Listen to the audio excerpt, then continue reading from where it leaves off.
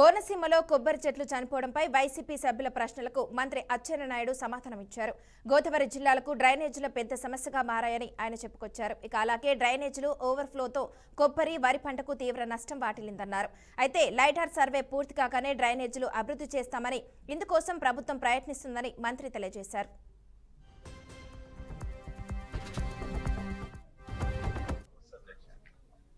దీనికి కారణం ఏమిటంటే ప్రతి సంవత్సరం డ్రైనేజ్ మెయింటెనెన్స్ చేస్తే తప్ప నీరు ఫ్లో అయ్యే పరిస్థితి లేదు. దురదృష్టం ఏమిటంటే లాస్ట్ 5 years ఆ 2 జిల్లాల్లో ఒక్క పైసా అంటే ఒక్క పైసా డ్రైనేజ్ సిస్టమ్ మీద ఖర్చు పెట్టకపోవడం వల్ల మొత్తం డ్రైనేజ్ అంతా పూడికిపోయి ఇటు వరి వ్యవసాయానికి, కొబ్బరి చెట్లకి తీవ్రమైనటువంటి నష్టం జరిగిన విషయం కూడా ఈ సందర్భంగా సభకు తెలియజేస్తున్నాను అధ్యక్ష. నేను, నిమ్మల రామానాయుడు గారు ఇద్దరం కలిసి దీన్ని శాశ్వతంగా పరిష్కారం చేయాలంటే ఏదో సంవత్సరానికి 2 కోట్లు 3 కోట్లు ఇస్తే దానివల్ల ఫలితం ఉండదు.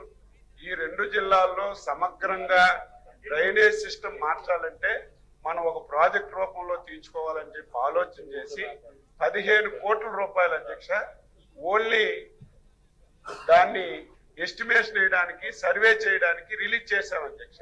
ఇప్పుడే గౌరవ సభ్యులు చెప్పినట్టుగా రైడార్ సర్వే జరుగుతుంది.